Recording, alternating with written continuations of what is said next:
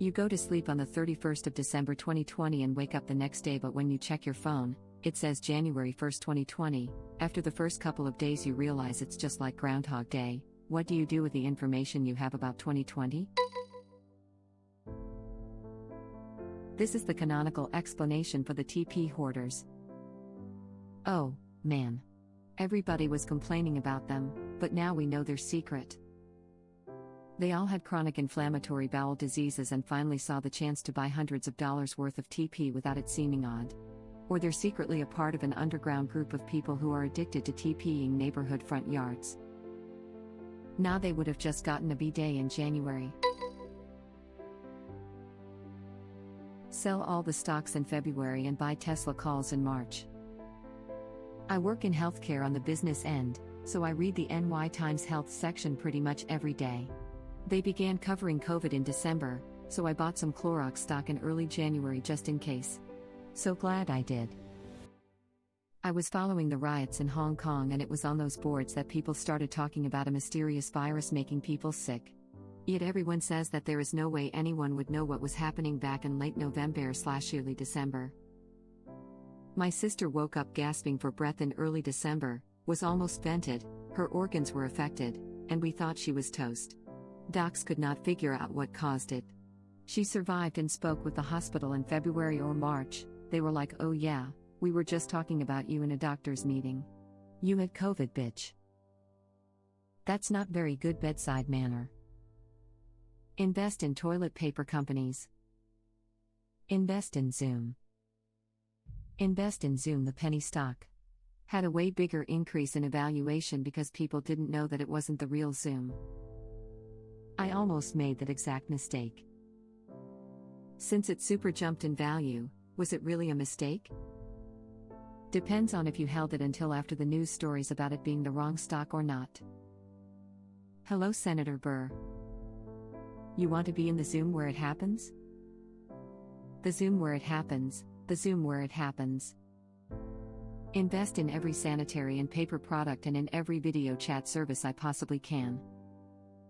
I feel this would get you picked up by like CIA or some crap. Whatever, Mr. Chow guy, I just love plexiglass and plexiglass accessories. Is Tesla doing that well now?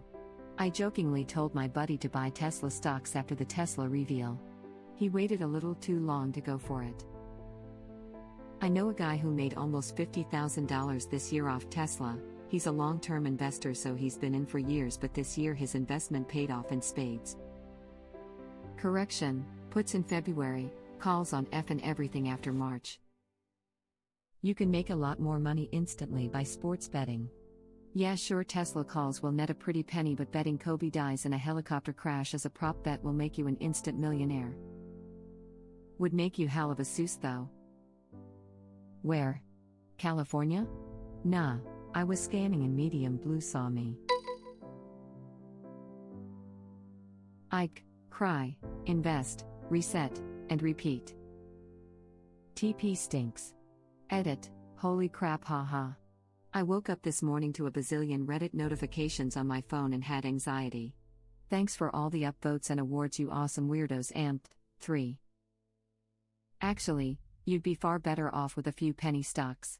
I suggest getting into Cogs, Novaseat, and a few others prior to their breaking 30 cents. I was watching others in February, but was too chicken crap to jump on them. Hit me up at the tail end of February and I'll hook you up. Edit, well, at least my top-rated comment isn't my drawing attention to a puppy penis and AR/IU post anymore. Reddit link. Or options. I'd buy as many calls on Tesla as I could afford. I'd sell all my crap and use it to buy as many options as possible and way over-leverage myself. FAR Otten puts on everything starting February 20th that expire at end of March, sell off March 21st. Then on March 20th load up on FAR Otten calls on everything, 2 to 3 months out, 6 months out, 9 months out. Easily take $1,000 and turn it into tens of millions. Basically TSLA puts dash, Tesla calls dash, billionaire. Dude, all my savings into stocks on March 15th. Watch it soar. Start a Twitch or YouTube channel that predicts 2020 accurately and have everyone think I'm Nostradamus. But would altering one event prevent others from happening? Events like storms can't be prevented. Not unless a butterfly flaps its wings. So you're saying, we should kill all the butterflies? Good. Save 2021, kill all butterflies. Until, much like when you can't find something and you ask your mom to find it and then it's right there, you are completely wrong and no tragedies happen and everyone thinks you're insane. Although that means all the deaths and COVID didn't happen, so yay. Nah, you just tell people the truth that you're an enlightened time traveler. Once things diverge too much, you say that your goal is complete, X many lives saved, etc. Enjoy your cult. I'm going to be real sad because I just spent the year losing a ton of weight, and I don't want to start over. Congrats, man. Don't worry, I think Groundhog Day only happens to people making a mess of their lives. So why hasn't it happened to me yet? Liar. Nice job, man. Get a haircut in February.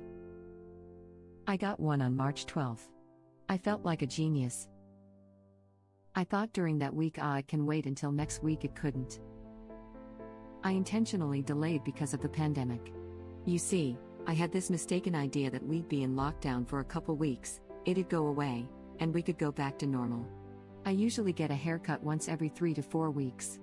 After 3 months, I finally bought a pair of clippers and ended up buzzing my hair.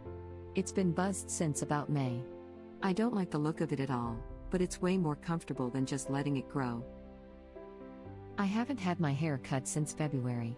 Getting pretty long now. I missed the boat on long hair in my teenage years, so I'm using this opportunity to have a midlife crisis. I look like Tabitha from The Ring. Wasn't Samara her name? Scary Movie is Tabitha. My bad.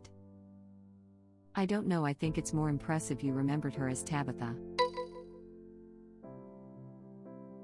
I'd probably go to California and just tell a couple what gender their kid would be. I can't stop a pandemic, but I can halt a wildfire. Edit. Thank you everyone for the awards, much appreciated. As a Californian, this would be much appreciated. Oregon also sends their appreciation. And Washington State. And squirrels. As a Californian that had that particular fire occur less than 5 minutes away from me, I would also appreciate this. Plot twist, they go blow crap up in the desert for fun anyway and the wildfire still happens. But this time it is 10x as bad. Invest in Zoom, toilet paper, and hand sanitizer. Hang out with people while I still cannot take the little things for granted. Not take the little things for granted. Erectile dysfunction must really suck. I don't have an award to give. Here's a baguette. Edit. Thanks, kind strangers, I can now afford to give the silver award. No, erectile dysfunction, floppy disk, here's a floppy disk. Edit, please no more awards. Donate those $3 to a local food bank instead of a Chinese conglomerate. Off to New Zealand. This is literally my exact situation. I'm an American who happened to take a 4-month trip to New Zealand this past January. My flight home got cancelled because of COVID and I'm still in NZ today. Just got my work visa approved and will be here until November 2021. Still can't really believe how lucky I got. F, that's so dope. His plants back home are F though. RIP. Maybe his plants back home are dope too. And you are about to experience a beautiful long hot summer while your peeps back home will be freezing their asses off. Result. Nice. This totally put a smile on my face. Every time I go on vacation I always think, oh, what if something crazy happens and we have to stay here for months? You're living an actual dream of mine? That's amazing. Are you sure you didn't see this thread and hop back in time? Shh. What do I do if I'm already here? Embrace the lifestyle but take advantage of the internet to make money. Play rugby in the afternoon, commit cybercrime in the evening. So basically, Haka by day, hacker by night. Well done. This is the right answer. This is the way. I just moved outside US to a warmer destination. Wish I'd have done so before the actual 2020 began. My 2020 plan was to move to NZ to be with my girlfriend. Now we can't be together until the end of 2021 earliest. So, yeah. A do-over would be effing amazing. I had the chance to immigrate to New Zealand a few years ago and regret not taking it. I had friends who ended their honeymoon to New Zealand early to come home before the flights were shut down. Both of them contracted the virus at work in June. Thank God they are all right, but I can't imagine they wouldn't have just preferred staying in retrospect. Well, the cancer was probably already terminal, so I just tried to see my mom before all the flights were cancelled. I'm sorry to hear. I was still in the military in the spring.